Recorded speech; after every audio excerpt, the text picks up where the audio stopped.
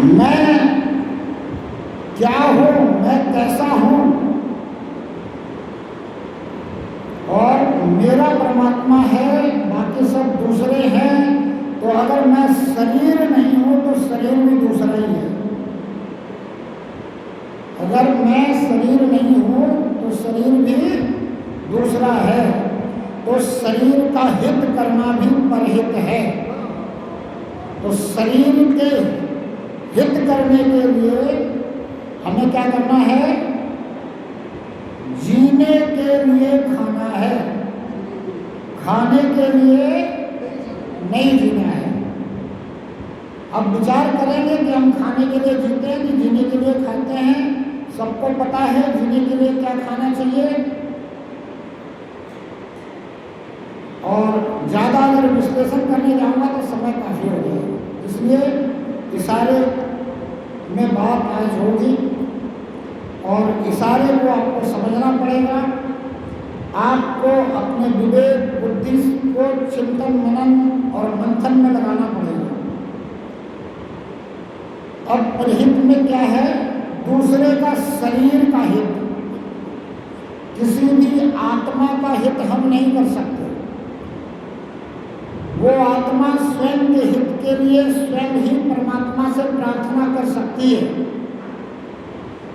हम सिर्फ दूसरे के शरीर के लिए ही कुछ कर सकते हैं परहित में।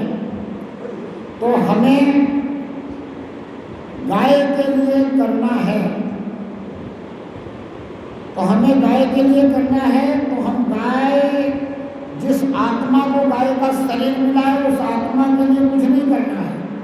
पर वो जो शरीर है, जिस शरीर से हम लाभान्वित होते हैं, जो शरीर हमारे शरीर के लिए, हमारा शरीर लाभान्वित होता है गौ माता से, तो उस शरीर के लिए हमें अगर करना है तो हम करते हैं। गौ माता को भोजन देते हैं।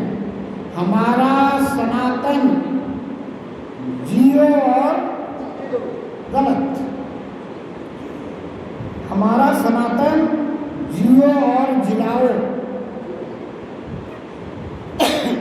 हमारा सनातन जियो और जिलाओ। जियो और जीने दो से ऊपर की बात है। जियो और जीने दो में मैं जैसे जी रहा हूँ और कोई कैसे भी जी रहा है मुझे कोई मतलब नहीं, मैं किसी को मारूंगा नहीं। पर जियो और जिलाओ में मैं जैसे जी रहा हूँ वैसे दूसरे को भी जिलाने का प्रयास है। इसीलिए हर जीव को हम भोजन देते हैं। चींटी को, मछली को, गाय को, कुत्ते को, और भी कोई जीव हमें भूखा मिल जाए तो उसको भी। तो हमारी संस्कृति जियो और जिलाओ की संस्कृति है और इसे हमें अपने नौनिहालों को भी बताना है। तो गाय के लिए हमें कुछ करना है, क्योंकि गाय हमसे हम बहुत विशेष लाभ प्राप्त करते रहे हैं। हमारे पूर्वजों ने बहुत विशेष लाभ गाय से प्राप्त किया है। आज अगर हम वंचित हैं तो उसमें कारण स्वयं हम हैं। आगे हम इन लाभों से वंचित ना हो, इसलिए गौ माता को राष्ट्र माता का दर्जा मिलना चाहिए। ये हर सनातनी चाहता है, हर भारतीय चाहता है। तो जो भी भारतीय ऐसा चाहता है उसके लिए कुछ संतों ने विशेष व्यवस्था बनाई है। उस व्यवस्था के अनुसार आपने थोड़ा सा समय का सहयोग देना है। धन का सहयोग आप खुद देते हो गौशालाओं में। हमारी मातृशक्तियाँ अपने चूल्हे की पहली रोटी गाय को, अंतिम रोटी कुत्ते को, पर आपको थोड़ा समय दान भी देना होगा। इस समय दान में आपको करना क्या है?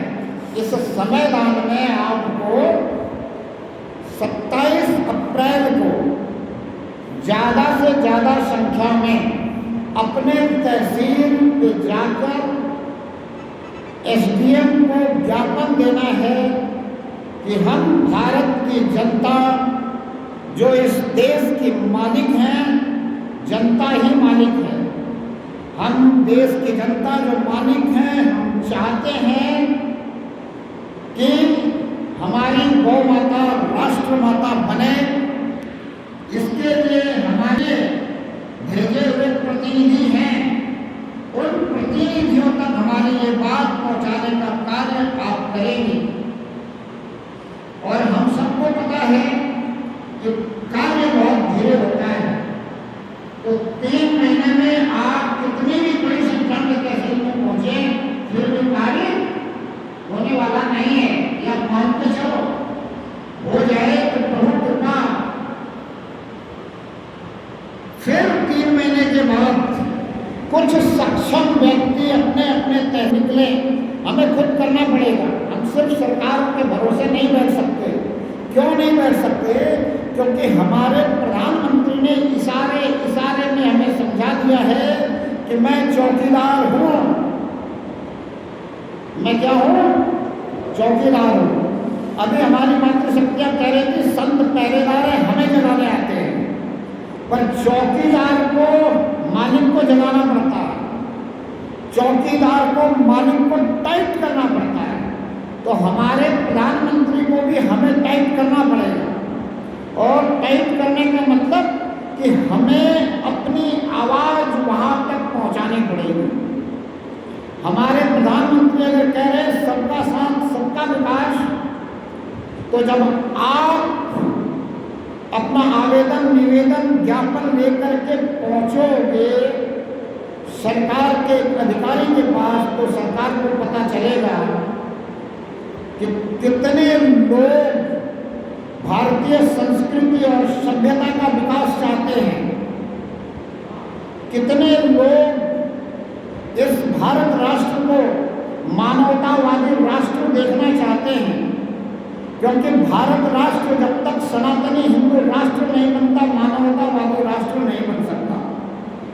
अगर हम मानवतावादी राष्ट्र अपने आने वाले नौनिहालों को, आगे आने वाली पीढ़ी को देना चाहते हैं, तो हमें ये कार्य करना पड़ेगा। कोई ये नहीं कह सकता कि हम तो गृहस्थ में हैं, हमारे पास समय नहीं है। अगर अभी चूकेंगे हम, तो फिर हमारे आने वाली जो पीढ़ी है वो हमें दोष देगी। आज हम जैसे कह रहे हैं कि हमारे पूर्वजों ने गौ माता से लाभ लिया, हमारे पूर्वजों के जीवन में गौ माता का बहुत बड़ा असर था। बहुत से हमारे में से भी लोग हैं जिनको पता है कि हम गाय का दूध पीकर बड़े हुए हैं। तो आने वाली पीढ़ी हमसे ये ना कहे कि हमारे पूर्वजों ने जो है देश का बंटाधार कर दिया।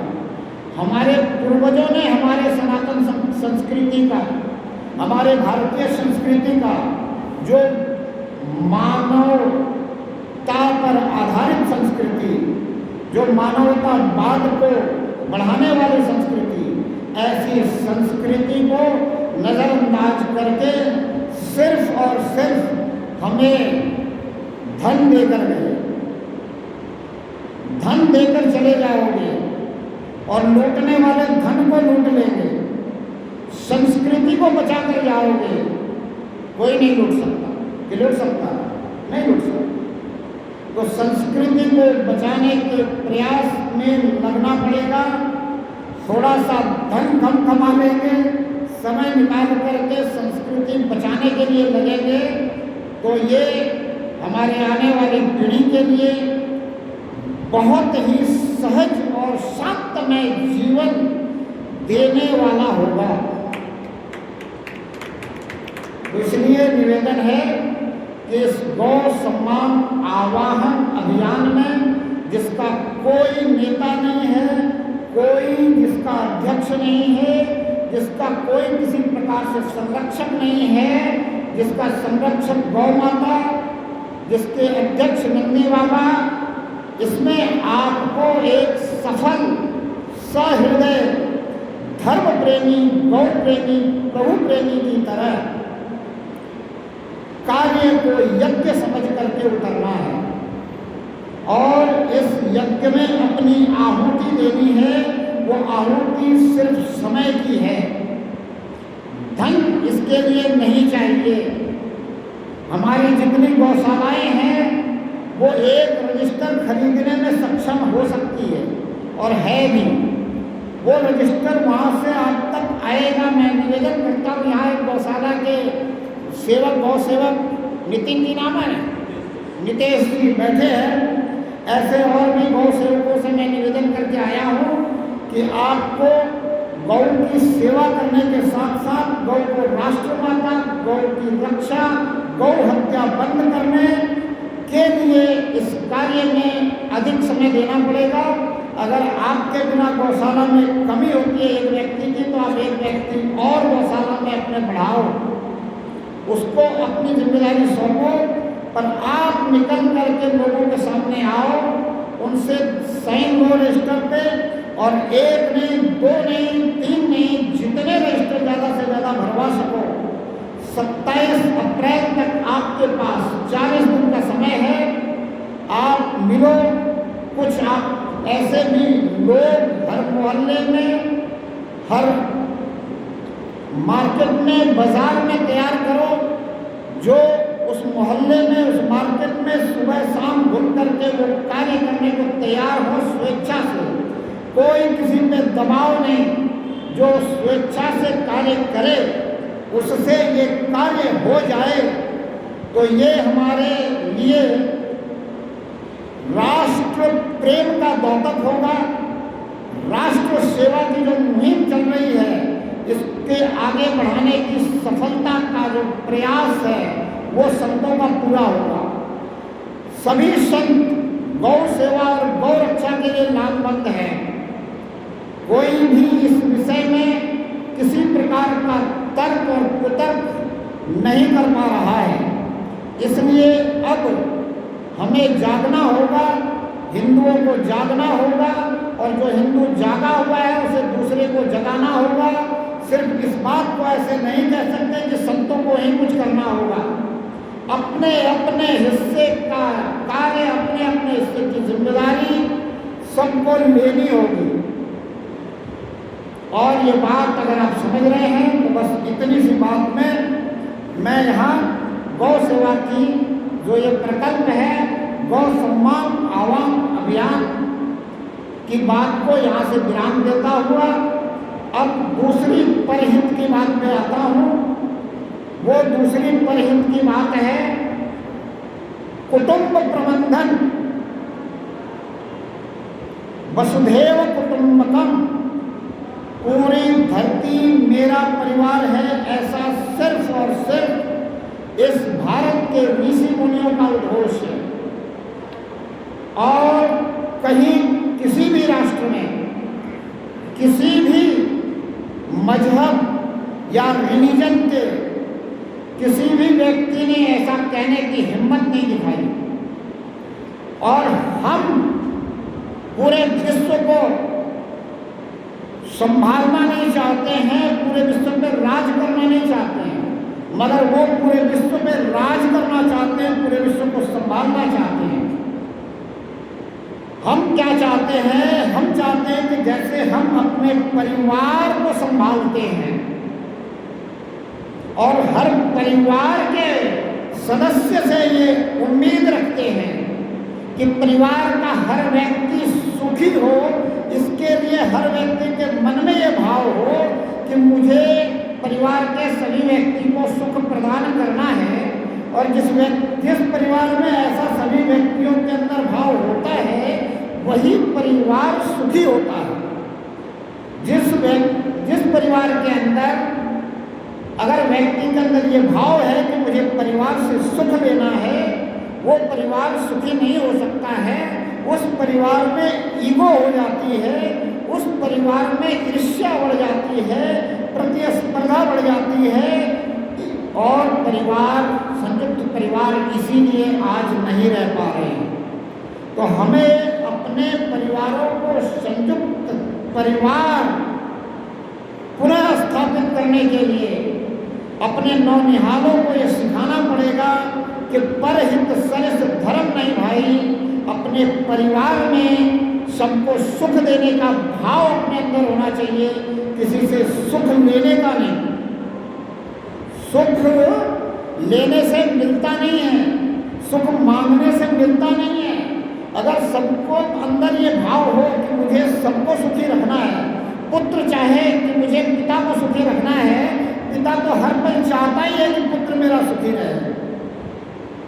संतान चाहे कि हमारे बुजुर्ग सुखी रहे, बुजुर्ग तो हमेशा चाहते ही हैं। तो ये बात हमें अपने संतानों को, नौनिहालों को सिखानी पड़ेगी, जो हम बता नहीं रहे। अब ये सिखाने के लिए आप कैसे सिखाओगे, क्या करोगे, क्या उपाय है आपके पास? आप 24 घंटे में 24 मिनट एकत्र होकर के परिवार में बैठ नहीं पा रहे हो, सबसे बड़ी कमी ये है।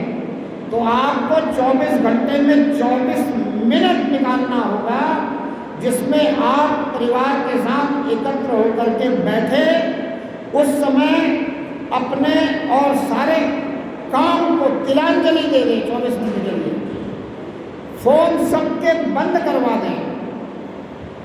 हमने ऐसा सुना है कि एक बिरला परिवार है, बहुत ही धनाढ्य परिवार है, और उस परिवार में जब वो भोजन करने बैठते हैं तो सबके मोबाइल दूर रख दिए जाते हैं, स्विच ऑफ कर दिए जाते हैं, बंद कर दिए जाते हैं, और उस भोजन की टेबल पे उस भोजन करते हुए वो आपस में चर्चाएं करते हुए भोजन करते हैं। तो ऐसा हम सभी भी कर सकते हैं।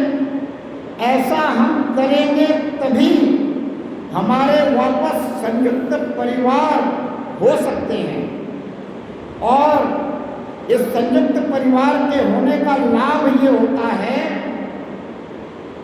कि अगर आपस में कोई थोड़ी बहुत बात भी हो जाती है तो हम बड़ों से उसके लिए सलाह लेते हैं। लेकिन एकल परिवार में तो हम ऐसा करेंगे। तो इसलिए संयुक्त परिवार हमारा रहे, इसका विशेष ध्यान हम सभी को रखना है, और इसके लिए अपने नौनिहालों को तैयार करना है, उनके बुद्धि में ये विचार डालना है, वो खाली घड़ा है, उसे शुद्ध विचारों से भरना है, और अशुद्ध विचार उनके अंदर आए उससे पहले भरना है। और अगर परिहित सरिस धर्म नहीं है तो हमें अपने नौनिहालों को धर्म भी सिखाना है, हमें बताना है धर्म क्या है। और जहाँ हमें ये बताना है कि धर्म क्या है, वहीं हमें अपने नौनिहालों को ये भी बताए कि अधर्म क्या है।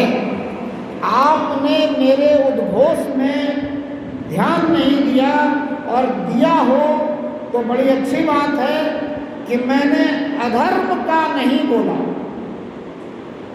क्यों नहीं बोला? क्योंकि आपसे मैं बोलता अधर्म का, आप बोलते विनाश हो, आप बोलते नाश हो, और मैं आपसे पूछता कि नाश कैसे हो जाएगा, बिना किए तो होता नहीं। हम महेश को मानने वाले हैं, महेश विनाश करते हैं तो विनाश होता है, इसलिए उनको ये काम दिया गया संहार का। तो हमारे बिना अधर्म का विनाश किए विनाश होने वाला नहीं है। और हम अगर समझते ही नहीं कि अधर्म क्या है तो विनाश किसका करेंगे। तो मैं निवेदन करता हूँ कि अगर आगे से कहीं आपके कान में ये आवाज़ आ जाए कि अधर्म का, तो आपने कहना विनाश करेंगे। और अगर आपके बगल में खड़ा व्यक्ति ये कह रहा है कि विनाश हो, तो उसे समझाएंगे कि विनाश हमारे किए बगैर नहीं होगा। इसलिए हमें ये उद्घोष करना है कि अधर्म का विनाश करेंगे, अधर्म का विनाश करेंगे।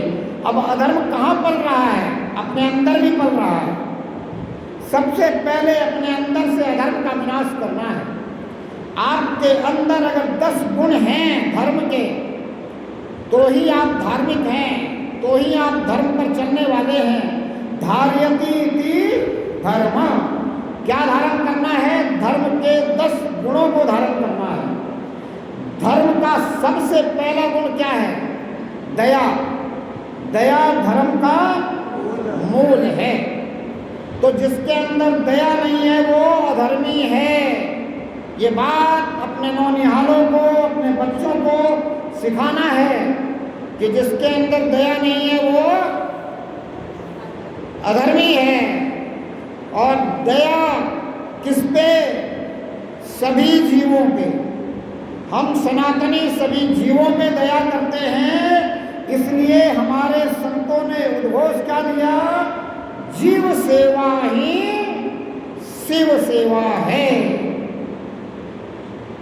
तो हम जीवों पे दया करने वाले को ही धार्मिक कहेंगे। जीवों पे दया जो करता है वही धर्म पे चलने वाला है, ऐसा कहेंगे। किसी के कहने से हम किसी अधर्मी को धर्मी नहीं कहेंगे, हम अधर्म को धर्म नहीं कहेंगे। जिसके अंदर दया नहीं है वो अधर्म है, उसे अधर्म कहना पड़ेगा। और जब मैं कहता हूँ कि सनातनियों के अलावा और किसके अंदर ऐसी दया है जो जीव हत्या नहीं कर रहा है? सभी कर रहे हैं। तो वो सभी जिनको राजनीतिज्ञों ने धर्म की संज्ञा दे दी है वो धर्म नहीं है। ये हमें अपने नौनिहालों को सिखाना है, तब जाकर के हमारे सनातनी, हमारे नौनिहाल ये समझ पाएंगे कि मुझे धर्म में रहना है, अधर्म में नहीं जाना है। धर्म परिवर्तन शब्द सही नहीं है, धर्म परिवर्तन नहीं हो रहा है। हमारे सनातनियों को धर्म से अधर्म की ओर घसीटा जा रहा है। ये बात हमें समझानी पड़ेगी, तभी वो हमारे बच्चे जो धर्म को छोड़कर अधर्म की तरफ जा रहे हैं उसे धर्म मानकर वो संभलेंगे और उधर नहीं जाएंगे। जिसको हम कहते हैं लफ्ज़ियात, वो हमारे समझाने से रुक जाएगा। पर ये हो इसलिए रहा है कि हम ये बात अपने नौनिहालों को पूरी तरह से समझा नहीं रहे हैं। और ये समझाने के लिए हमें 24 घंटे में 24 मिनट अपने बच्चों नौनिहालों के साथ बैठ करके उनसे बातें करनी जरूरी है धर्म की, उनसे बातें करनी जरूरी है कृपा की, उनसे बातें करनी जरूरी है परमात्मा से प्रार्थना की, उनसे बातें करनी जरूरी है उनके अनुभव की, उनसे बातें करना जरूरी है उनके आभास की। और जब ये आप बातें करोगे तो उनको भी लगेगा कि हमारे अनुभव की भी कदर की जा रही है, हमारे विचारों को भी सुना जा रहा है, हमारी बात को भी समझने की कोशिश की जा रही है, सिर्फ समझाने की कोशिश नहीं की जा रही है। आज एक विडंबना है, आज हमारे नौनिहाल हमसे सवाल करते हैं। हमने कभी अपने माता पिता से, अपने बुजुर्गों से सवाल नहीं किया। तो ये विडंबना समझ करके हम उनके सवालों को चुप ना कराएं। गलती हमारी है, हमने अगर सवाल नहीं किया। गलती उनकी नहीं है कि वो सवाल कर रहे हैं। हमें उनके जवाब को देने के लिए तैयार होना पड़ेगा। हमें उनको पहले ही इतना बता देना चाहिए कि वो सवाल करे ही नहीं। हमारे बच्चे अगर पूछें कि आपने हमें जन्म क्यों दिया, आपके पास अगर जवाब नहीं है तो आप कहोगे क्या फालतू की बकवास कर रहा है। लेकिन अधर्मियों के बच्चे उनको पूछते हैं कि हमें जन्म क्यों दिया, और वो पूछते ही नहीं हैं। क्यों नहीं पूछते? कि वो पहले ही बता देते हैं। जब समझदारी शुरू होती है वो बता देते हैं कि हमने इतने बच्चे इसलिए बनाए हैं क्योंकि हमें गजवाए हिंद करना है, हमें अपना वोट बैंक बढ़ाना है, हमें अपना मत बढ़ाना है। आज मतदान से सरकार होती है। हम एक एक राजा पैदा कर रहे हैं मत के। आप अपने वोट के राजा हो कि नहीं? आप जिसको मन चाहे उसको वोट मत दे सकते हो कि नहीं? तो वो सब राजा पैदा कर रहे हैं और वो ये बात उनको बताते हैं, इसलिए उनके पास सवाल नहीं है। आपके बच्चों के पास अगर ये सवाल है तो आपके पास जवाब क्या होना चाहिए, ये सोचो। जवाब ये तो नहीं हो सकता कि हमारे पिता ने हमें पैदा किया, हमें पाला पोसा, हमारी माता ने हमें जन्म दिया और हमें पाला पोसा, तो हमारा भी ये कर्तव्य है कि हम इस सृष्टि को निर्वरत ऐसे ही चलाए रखने के लिए आगे जन्म देते रहें और पालन पोषण करते रहे। ये जवाब नहीं होना चाहिए। जवाब क्या होना चाहिए? हमारा जवाब ये होना चाहिए कि इस राष्ट्र की सेवा के लिए हमने आपको इस धरती पे ला करके और पालन पोषण करके आपको इस काबिल बनाया है कि आप राष्ट्र की सेवा कर सको और आप ऐसे अपने बच्चों को बनाएं जिस तरह से गुरु गोविंद सिंह कहते हैं कि 1.25 लाख से 1 लड़ाओ। कुछ लोगों का मत है कि हमारी भी जनसंख्या बढ़ेगी तभी जब हम जनसंख्या बढ़ाने की कोशिश करेंगे। जनसंख्या बढ़ाने से बात नहीं बनेगी, बात बनेगी उनकी जनसंख्या घटाने से। अब उनकी जनसंख्या घटेगी कैसे? हम तो सरकार पर निर्भर हैं कि सरकार जनसंख्या घटाएगी और हम मालिक हैं इस राष्ट्र के। असली सरकार हम हैं और हम जो अपने आप को चौकीदार कह रहे हैं उसके पास तक ये आवाज़ नहीं पहुंचा रहे हैं कि हम चाहते हैं कि जनसंख्या नियंत्रण कानून जल्द से जल्द आना चाहिए। इसी दिशा में ये एक पहला कदम है कि जनता को जगाना है। जाग गए जो वो जगाएं। अकेला व्यक्ति कुछ नहीं कर सकता, अकेला चना भांड नहीं फोड़ सकता, सबकी सहभागिता से कार्य होना है। तो सबको अपनी सहभागिता लगानी है, शुरुआत करनी है। और हम क्या करते हैं? हमसे मतदान मांगने के लिए हमारे बनने वाले प्रतिनिधि आते हैं, अपना एजेंडा सुना के जाते हैं और हम मान लेते हैं कि ठीक है। अब अगर जनता जाग रही है, जाग जाए तो हमारे प्रतिनिधि को हमारी ग्राम सभा की तरफ से ये दिया जाना चाहिए कि हमारे ये काम है, हम ऐसा कानून चाहते हैं। प्रजातंत्र का मतलब यही है कि जो प्रजा चाहती है वैसा तंत्र होना चाहिए, पर हम पर ऐसा तंत्र थोप दिया गया है जो हमारे प्रतिनिधि चाहते हैं या नहीं चाहते हैं या उनकी मजबूरी है, किस कारण है ये पता नहीं है, पर हम नहीं चाहते हैं ऐसा तंत्र। तो जैसा तंत्र हम चाहते हैं वैसे तंत्र की मांग करना ये हमारा अधिकार है। हम इस अधिकार के तहत हमारे पास आने वाले प्रतिनिधियों से ये मांग करें। और एक मांग हमें अवश्य इस सरकार से आगे करनी है कि हमारा प्रतिनिधि हमारा भेजा हुआ है, हमारा काम न करे तो हम इसको वापस भी बुला सकते हैं। इसके ऊपर चर्चाएं बहुत चल रही हैं और इसके लिए हमें करना पड़ेगा। हम ये नहीं कह सकते कि तो हम ये नहीं कह सकते कि हम कैसे करें, हम कैसे करें, कैसे करें, छोड़ करके करना पड़ेगा। बिना करे हमारे आने वाली पीढ़ी शांत वातावरण में अपने जीवन को जी पाएगी कि नहीं पाएगी, आपको सोचना पड़ेगा। इस विषय पे सोचोगे, चिंतन करोगे, मनन करोगे, मंथन करोगे तो फिर कैसे करेंगे ये सवाल खत्म करके जैसे होना चाहिए वैसा करना शुरू करोगे। ये हुई हमारी परहित की बात। ये हम सब कुछ परहित के लिए कर रहे हैं, अपने लिए नहीं, क्योंकि अपने को, अपने शरीर को जैसे तैसे जिला देंगे और अच्छे से जी रहे हैं, शांतमय वातावरण है, आनंददायक वातावरण है, पर ये परहित के लिए करना है। अब बात कल्याण के लिए।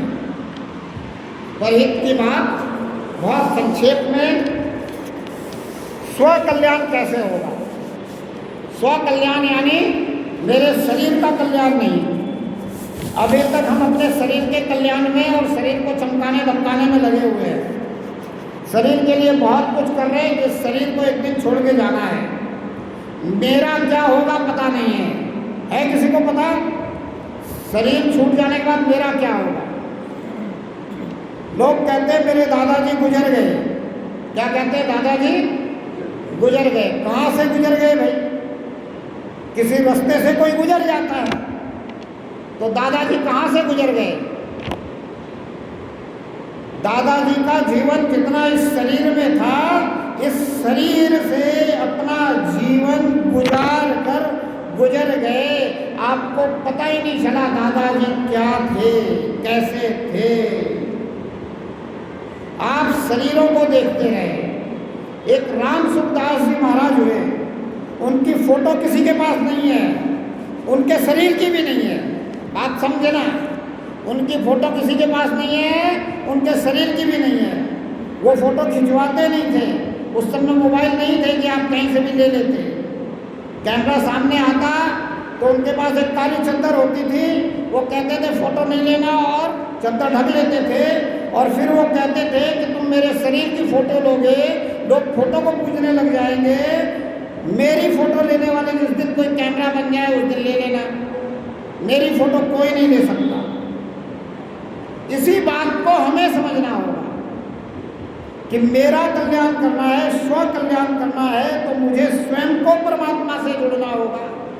मेरे कल्याण के लिए कोई दूसरा परमात्मा से नहीं जुड़ सकता। मेरे कल्याण के लिए कोई दूसरा प्रार्थना करे तो वो उसके लिए भला हो सकता है, क्योंकि उसके भाव भले हैं। मेरे लिए भला नहीं होगा, ये पक्की बात है। जो कर्म करेगा वो फल भोगेगा। वो प्रार्थना करने की कर्म कर रहा है तो वो ही भोगेगा। तो स्वयं को प्रार्थना करनी पड़ेगी, और प्रार्थना करनी है भाव से, और कुछ नहीं करना। परमात्मा को आपका समय नहीं चाहिए, परमात्मा को आपका धन नहीं चाहिए। चाहिए क्या? परमात्मा लेने वाला है कि देने वाला है? देने वाला है। तो हम परमात्मा को क्यों दे रहे हैं और क्या दे रहे हैं? बहुत भाव से दे रहे हैं। हमें लगता है इस भाव का प्रभाव होगा। पर मैं आपसे पूछता हूं कि आपका पुत्र आपको कुछ गिफ्ट दे करके और फिर आपसे कुछ मांगे, आपको कैसा लगेगा? आपका पुत्र आपको कुछ दे करके आपसे कुछ मांगे, आपको कैसा लगेगा? जैसा आपको लगेगा वैसा ही परमपिता परमात्मा को लगता होगा जिसकी हम संतान हैं। जरा विचार करना, सोचना, और फिर भी देने की जरूरत हो तो देते रहना, चढ़ाते रहना मंदिरों में, और सरकारें लेती रहेगी। और धर्म के नाम पे जो अधर्म है उसे देती रहेगी, और वो धन आपके ही वजूद को मिटाने के लिए, आपकी संस्कृति और सभ्यता को मिटाने के लिए लगाया जाएगा। इसलिए अगर मंदिरों में आपको दान देना है तो दान उनको दो जो मंदिरों की सफाई करने वाला है, जो मंदिरों को संभालने वाला है। मंदिरों से दान पात्र अगर रखा है और उसकी चाबी अगर वहाँ के केयर टेकर के पास है, पुजारी के पास है, तो ही दो। जिस मंदिर में आप जानते हो सरकार का कब्जा है, उसमें तो बिल्कुल भी ना दो, क्योंकि परमात्मा को कुछ नहीं चाहिए। हम जो देते हैं वो पुजारी के लिए देते हैं। पर अवस्था ये है कि पुजारी का पुत्र पुजारी नहीं बनना चाहता। पुजारी भी अपने पुत्र को व्यापारी, डॉक्टर, इंजीनियर, लेक्चरर, सीए, वकील या और ही कुछ बनाना चाहता है। क्यों? क्योंकि पुजारी को ऐसे लगता है कि मैं दीनता में जी रहा हूं। अरे पुजारी की दीनता दूर करो, पर ऐसी जगह मत दो जहां सरकार ले जा करके अधर्मियों को दे रही है धर्म के नाम पर, और वो हमारी सभ्यता, संस्कृति और वजूद को मिटाने में काम आ रहा है। इसलिए सोचना कि परमात्मा को मैं देता हूं तो परमात्मा क्या सोचता होगा, वैसा ही सोचता होगा जैसा मेरा पुत्र मुझे कुछ गिफ्ट दे करके मुझसे लिफ्ट मांगे। परमात्मा ऐसा नहीं है कि आप परमात्मा को गिफ्ट दो और परमात्मा आपको लिफ्ट करा देगा। किसी ने गाया कि ऐसे वैसों को दिया है, कैसे कैसों को दिया है, मुझको भी तो लिफ्ट करा दे। खूब गाओ, लेकिन बिना गिफ्ट दिए हुए लिफ्ट करा दे, ये गाओ। परमात्मा को गिफ्ट की जरूरत नहीं है। परमात्मा हमारा पिता है, हमारा कल्याण सर्वथा चाहता है। हम जैसा करेंगे वैसा हमारा कल्याण करेगा। हम अपने पुत्र के लिए भी उतना ही करते हैं जैसा हमारा पुत्र कर्म करता है। अगर हमारा पुत्र सही कर्म नहीं करता है तो हम अपने पुत्र के लिए भी नहीं करते हैं। तो ये तो परमपिता परमात्मा है, सब कुछ जानता है, ये हमारे लिए क्यों करने लगा भाई? इसलिए हमें करना क्या है?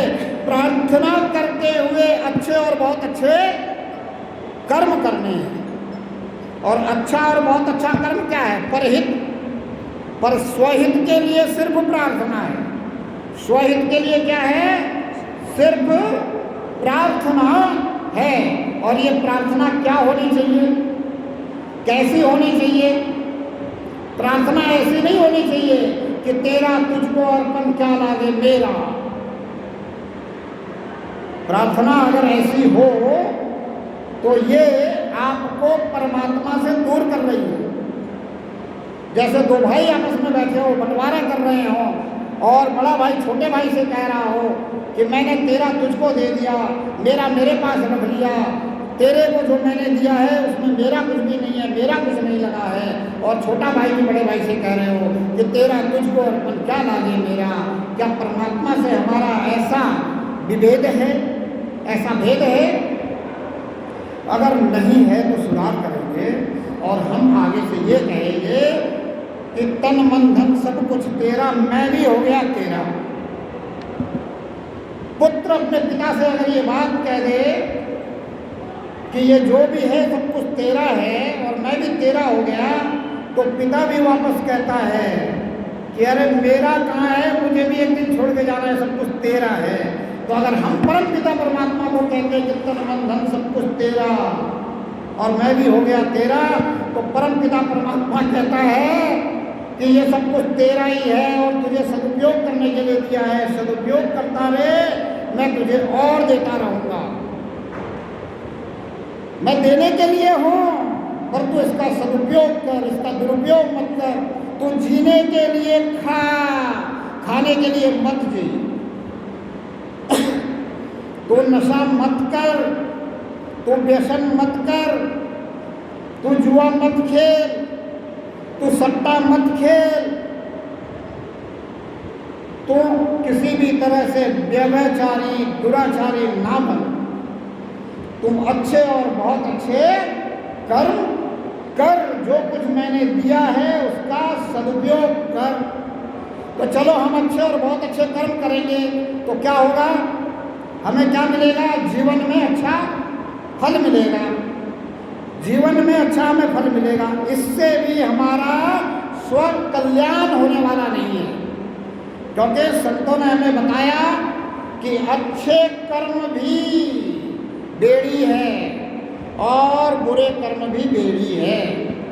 अच्छे कर्म अगर हमने किए हैं और हमारा जन्म कहाँ होगा? ऐसी जगह में जहाँ हमें खूब लाड़ दुलार मिलेगा, धन धान्य भरपूर होगा। और अगर कुछ बुरे कर्म किए हैं तो जन्म कहाँ होगा? जहाँ हमें व्यवस्थाएं ठीक नहीं मिलेगी। तो कल्याण कहाँ हुआ? दोबारा जन्म तो हो ही गया। कल्याण किसको कहते हैं? कि जन्म मरण से छूट जाए, आवागमन से छूट जाए। ये मनुष्य जन्म इतना अमोलक जन्म, जिसको देवता भी पाने के लिए तरसते हैं। सिर्फ देवता इसीलिए पाने के लिए तरसते हैं कि देवताओं की भी एक योनि है। उस योनि से जब वो छूटे तो उन्हें मनुष्य योनि मिले, ये उनका भाव रहता है।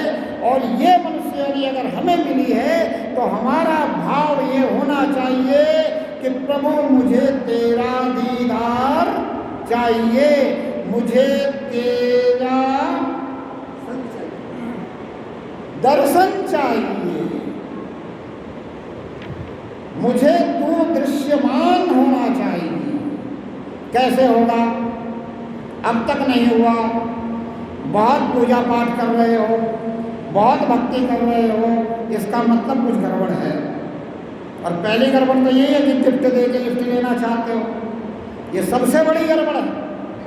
इस गड़बड़ को हटाओ और परमात्मा के लिए कोई कहे कि घड़ी आधी घड़ी आधी घड़ी 3 टाइम 4 टाइम, मैं कहता हूँ परमात्मा के लिए हर क्षण हर पल आपको देना होगा।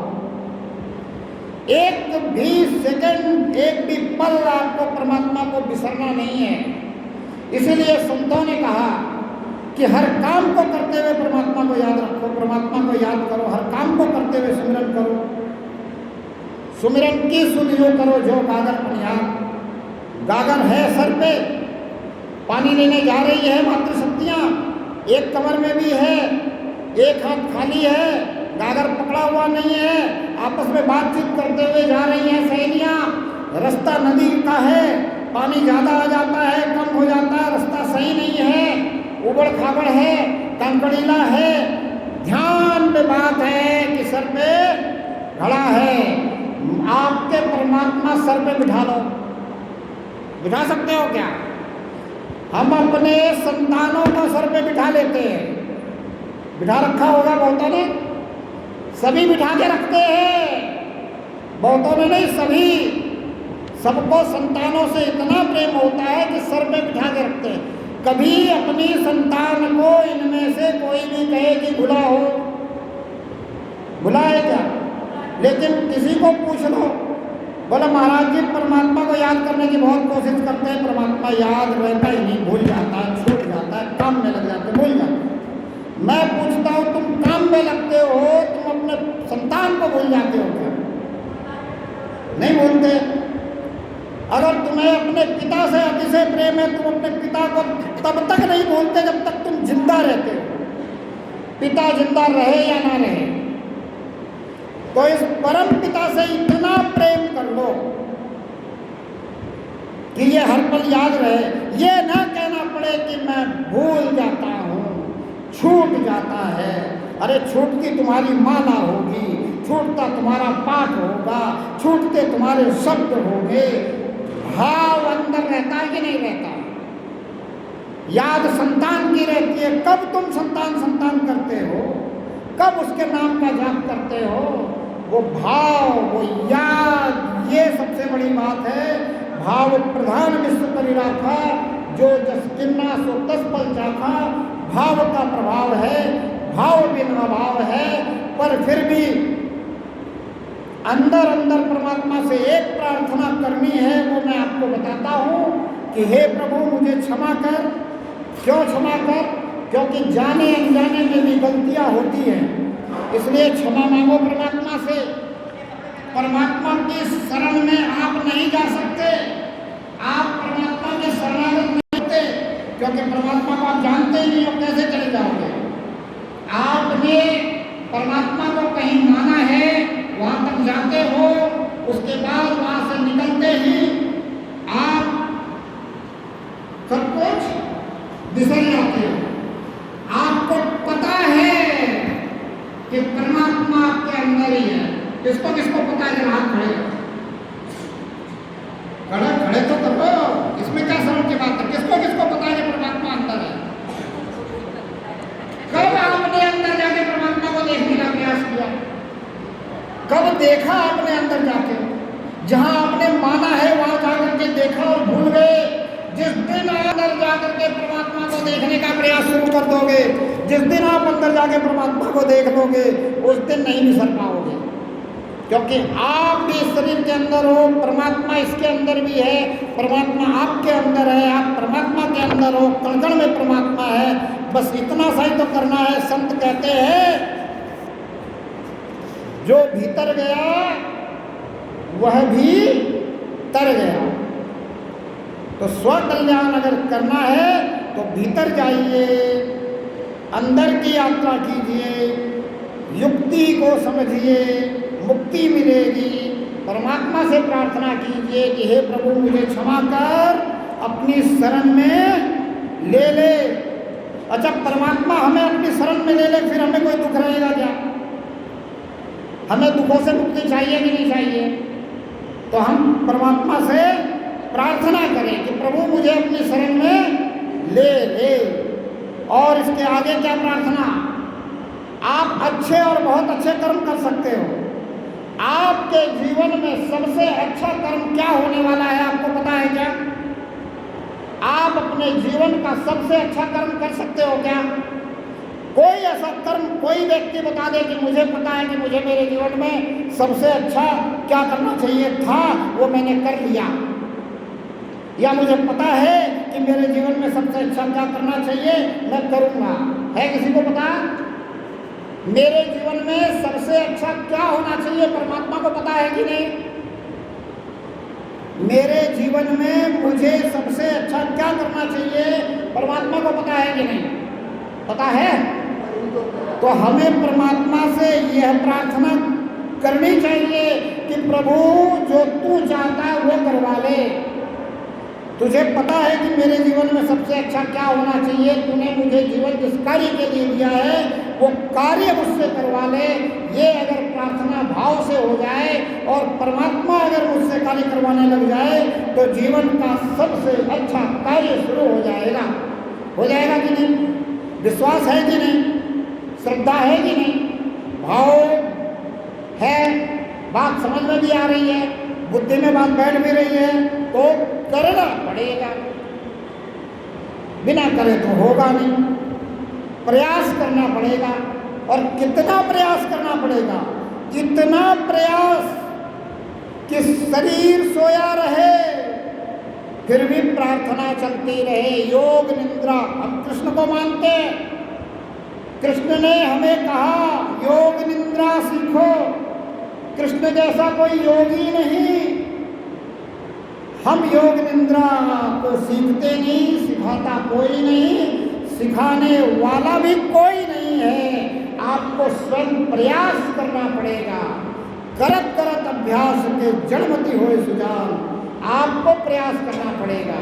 आप जब हर पल परमात्मा से प्रार्थना करने का प्रयास करोगे, प्रार्थना करते हुए सोओगे, प्रार्थना करते हुए ही शरीर जगेगा और आपको शरीर इंडिकेशन देगा कि शरीर सोया था, प्रार्थना चल रही थी।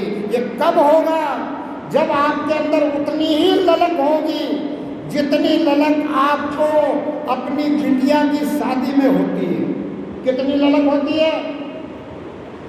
7 दिन पहले अभिभावक की नींद उड़ जाती है और कुछ करने का मन नहीं करता है, सिर्फ और सिर्फ उसी काम में लगे रहते हैं जिस कार्य को उस शादी के लिए करना जरूरी है। इतना ध्यान देते कोई रिश्तेदार नाराज होकर न जाए, सब कुछ बहुत ठीक ठाक हो जाए। नींद लेना चाहते नहीं है, जबरदस्ती शरीर को नींद आती है। शरीर के जागते ही अंदर फिर वही खलबली रहती है कि कल का ये काम छूटा हुआ है, आज किसी भी प्रकार से इस कार्य को मैनेज करना पड़ेगा। वो जो ललक है वो सिर्फ दुनिया में मेरा नाम खराब न हो जाए इसके लिए है। और अगर ये ललक जाग जाए कि दुनिया में मैं आया हूँ मेरा जीवन खराब न हो जाए, तो ये ललक जाग जाएगी कि मेरा जीवन अगर मिला परमात्मा के साक्षात्कार के लिए है, परमात्मा के दर्शन के लिए है, परमात्मा को पहचानने के लिए है, तो मुझे सोने की जरूरत नहीं है। बेचैन है परीक्षित, 7 दिन में मरने वाला है, बेचैन है। क्या करना चाहता है? हर पल परमात्मा को याद रखना चाहता है। परमात्मा की याद कराने वाला कैसा है? सुखदेव, जो निद्रा विजयी है। 7 दिन परीक्षित को नींद नहीं, परीक्षित को सुनाए जा रहे हैं। सुखदेव वो सुने जा रहा है कथा और हम 3 घंटे की कथा सुन करके उसमें नाच कर गाकर इंटरटेनमेंट करके सोचते हैं कि हमारा कल्याण हो जाएगा, कदापि नहीं हो सकता। ये बात आप ध्यान में रख लें। और अगर ये बात समझ में आ जाए तो जीवन सफल और सार्थक बनाने के लिए परमात्मा से प्रार्थना करें कि हे प्रभु मुझे क्षमा कर, अपने शरण में ले ले, जो तू चाहता है वो करवा ले। बहुत हो गई खुदगर्जी, बहुत हो गई मनमर्जी, अब चलने दे तेरी मर्जी।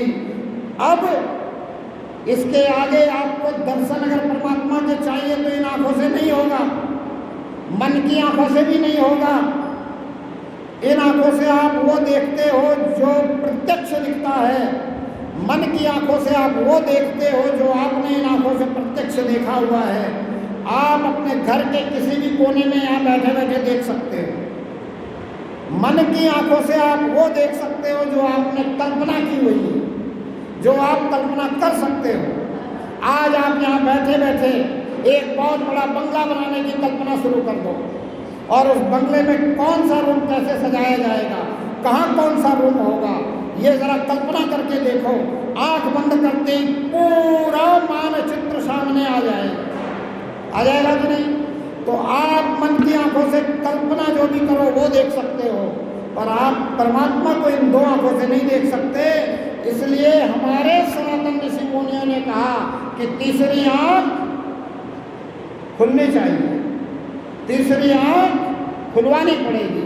कौन खोल सकता है? ये हमारी 2 आंखें किसने खोली? परमात्मा ने। तो तीसरी आंख भी परमात्मा ही खोल सकता है। इसलिए इस प्रार्थना में आगे इस कड़ी में हम जोड़ेंगे कि हे प्रभु मुझे क्षमा कर, अपनी शरण में ले ले। और आगे मुझसे वो करवा ले जो तू चाहता है, और मुझे वो दृष्टि दे दे कि तू करवाता हो मुझे दिखता रहे। वो दृष्टि मांगनी है। अच्छा, परमात्मा से मांगने से सब कुछ मिलता है कि नहीं? मांगने से दिया है ऐसा किसी को महसूस हुआ है कि नहीं? कृपा पात्र बने हो तो कृपा की है कि नहीं? तो कृपा पात्र बने हो, कृपा की है, सांसारिक चीजें मांग रहे हो जो छूटने वाली है। परमात्मा की पहचान के लिए दृष्टि मांगो, कृपा करेगा। ये दे सकता है, ये सब कुछ कर सकता है, इसने दिया है, इसने किया है, कृष्ण के रूप में अर्जुन को दिया है। और अर्जुन ने कहा है कि अब मुझे आपके चारों तरफ परमात्मा दिखाई दे रहा है, 10 दिशाओं में परमात्मा दिखाई दे रहा है, मुझे परमात्मा में ही सब कुछ होता हुआ दिखाई दे रहा है। इसी बात को संत कहते हैं, जिधर देखता हूँ उधर तू ही तू, हर बसर में हूँ बहू जैसे का तैसा। और सिर्फ हमारे ही किताब या हमारी शास्त्र या हमारे धर्म ग्रंथ ऐसा नहीं कह रहे।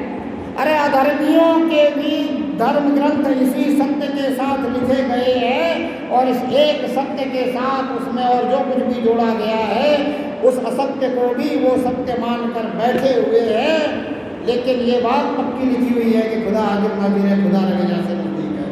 God is everywhere, God is omnipresent, God is always present. और हम ये मानने वाले हैं तो हम ये जानने वाले बने, हम इसको पहचानने वाले बने। अगर इतना करना शुरू कर देते हो और उसे ललक से करना शुरू कर देते हो कि जीवन व्यर्थ न जाए, अगर आप परमात्मा से पूछना शुरू कर देते हो कि कब देगा, कैसे देगा, क्यों नहीं दे रहा है, मेरे अंदर क्या कमी है, मेरी कमी तू दूर नहीं कर सकता क्या? अगर तू मेरी कमी दूर नहीं कर सकता तो मैं कैसे अपनी कमी दूर कर सकता हूँ? इसलिए तू मेरी सारी कमियों को दूर करके मुझे अपने कृपा का पात्र बना दे और मेरा जीवन सफल हो जाए, सार्थक हो जाए। इसके लिए मुझे अपने ऐसे दर्शन दे दे, ऐसी दृष्टि मुझे दे दे जिससे मैं तुझे हर पल निहारता रहूं। जब मेरा शरीर सो जाए फिर भी मैं तुझे देखता रहूं, क्योंकि नींद जो है ये मौत का सिक्वल है और मौत जो है ये मुकम्मल नींद है। तो तो अगर शरीर की नींद में आप परमात्मा से जुड़े रह सकते हो, तभी आप मृत्यु के समय जब शरीर 10 सेकंड के लिए भी कोमा में चला जाए तो भी आप जुड़े रह सकते हो और परमात्मा से जुड़े रहोगे, तभी अपना कल्याण हो सकता है, अन्यथा नहीं हो सकता है। इसलिए हमारे ऋषि मुनियों ने कहा कि धन के पीछे भागो मत, पर ऋषि मुनियों ने कहा कि धन के पीछे दौड़ो। क्या कहा? धन के पीछे भागो मत, धन के पीछे दौड़ो। इसलिए हमें सिद्धांत दिया कि धर्म अर्थ काम मोक्ष, धर्म से तुम अर्थ को कमाओ,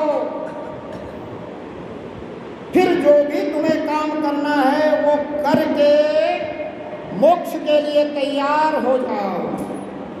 भागने और दौड़ने में अंतर है।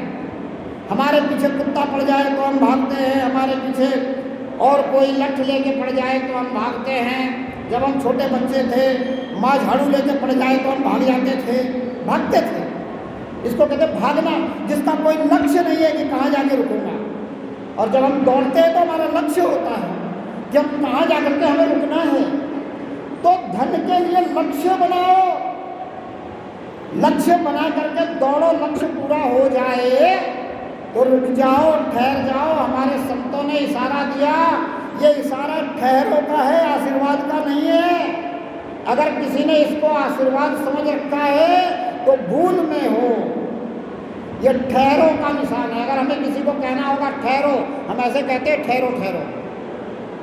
तो संत कहते हैं कि अगर दौड़ पूरी हो गई तो ठहर जा, अब और मत दौड़। लक्ष्य पूरा हो गया तो अब और मत दौड़। कितनी भी आगे दौड़ लगाएगा, सब कुछ नहीं रह जाएगा।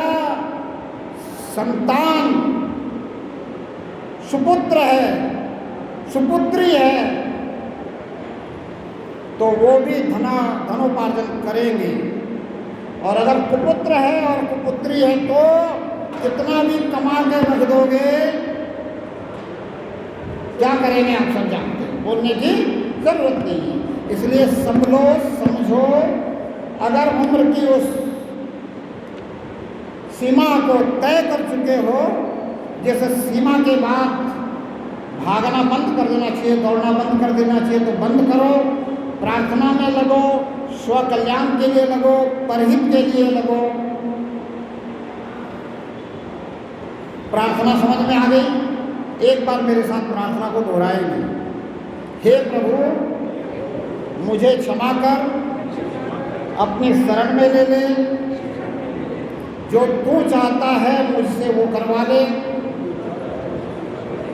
मुझे ऐसी दृष्टि प्रदान कर दे कि तू मुझे करवाता हुआ दिख जाए। बस ये प्रार्थना स्व कल्याण की है। अगर इसमें आपके भाव बन जाए तो भाव का प्रभाव दिखेगा।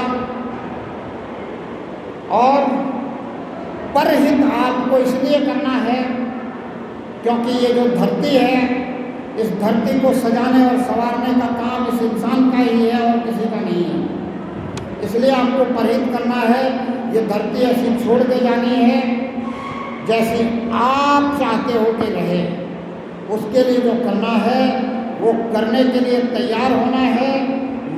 उसके लिए समझ में बात आ रही है तो स्वयं करें, समझाई जा रही है समझ के करें। एक बात कही गई है, सुनो सबकी, गलत बात है। संत तो कहते हैं मन के मते न चाहिए, मन की कभी मत सुनिए। मन के भरोसे अगर आप चलोगे, मन आपको चलाएगा तो आपको गर्त में नहीं जाएगा। तो हमारे ऋषि मुनि ने ये बात नहीं कही। आपको बरगलाने के लिए ये सब लोकोक्तियां आप तक पहुंचाई गई ताकि आप इस समझ में सही बात ना आ सके।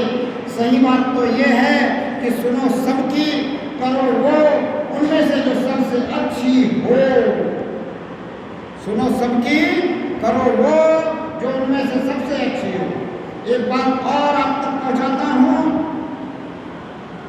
समय से पहले भाग्य से ज्यादा, ये भी गलत।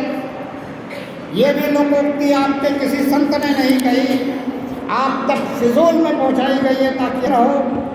हमारे संत विवेकानंद जी कहते हैं मेहनत सफलता की कुंजी है। अगर मेहनत सफलता की कुंजी है तो ये लोगोक्ति गलत है। सही लोगोक्ति क्या है? समय से पहले भाग्य से ज़्यादा उसको मिलता है जो सच्चाई ईमानदारी से मेहनत करता है। अगर हम अपने बच्चों को ये बात समझाने में कामयाब हो जाएं तो हमें अपने बच्चों को किसी भी फील्ड में मेहनत करने के लिए नहीं कहना पड़ेगा। उसे ये पता चलेगा कि अगर मुझे जीवन में सफलता पानी है तो सच्चाई ईमानदारी से मेहनत करना पड़ेगा। वो चाहे पढ़ाई हो या संगीत हो या गीत हो या और कोई भी क्षेत्र हो, किसी भी कला के क्षेत्र में जाने के लिए बढ़ चढ़ करके मेहनत करनी पड़ेगी। सिर्फ भाग्य के भरोसे और समय के भरोसे नहीं रहना है। इसलिए आज से हमें इस लोकोक्ति को अगर समझ में आ गई है तो लोगों तक इस तरह से पहुंचाना है कि समय से पहले और भाग्य से ज़्यादा उसको मिलता है जो सच्चाई ईमानदारी से मेहनत करता है। और ये कार्य आपका है। क्यों है?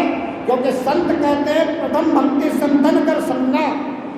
पहली भक्ति है संतों का संग करना, पर पहली भक्ति पे रुकना नहीं है।